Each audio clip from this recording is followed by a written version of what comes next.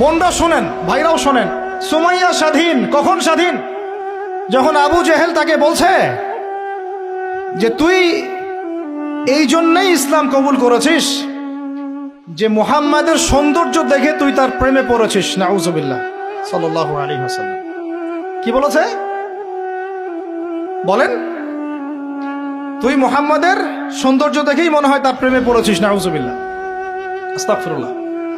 সুমাইয়া রাদিয়াল্লাহু আনহা তখন বাধা, হাত পা বাধা, হাত পা বের করার কোনো অপশন নাই, বাধা আছে। এক জটলা থুতু মুখে একত্রিত করে আবু জেহেলের মুখের উপর থু করে থুতু দিয়ে দিচ্ছে। আর আপনারা তো জানেন যে একটা থুতুতে অনেক কিছু হয়, হয় না? একটা থুতুতে অনেক কিছু হয়। এক থুতুতে ইমানদার মুনাফিক আলাদা হয়ে যায়। এক থুতুতেই ইমানদার মুনাফিক আলাদা হয়ে যায়। সুমাইয়াও থুতু দিয়েছিল আবু জেহেলের মুখে। এবার আবু জেহেল কি করেছে শুনেন। আবু জেহেল তার কাছে একটা বর্ষা ছিল, বর্ষা চেনা যায়, বর্ষা সামনে অংশ চোখা, এটা দিয়ে সুমাইয়া রাদিয়াল্লাহু আনহার লজ্জাস্থানে আঘাত করে তাকে শহীদ করে দিয়েছে।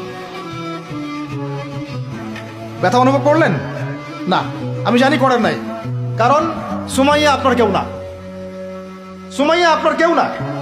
সুমাইয়া আমার বোন না, সুমাইয়া আমার স্ত্রী না, সুমাইয়া আমার মা না, সুমাইয়া আমার খালা ফুফু চাচি মেয়ে কেউ না। এই কারণে আমাদের আঘাত লাগে নাই। যদি আমাদের এই দেহটা যে অবশ, আমাদের উম্মার যে দেহটা যে অবশ, এটা তো বোঝা যায় চলমান বিশ্ব রাজনীতি দেখলেই।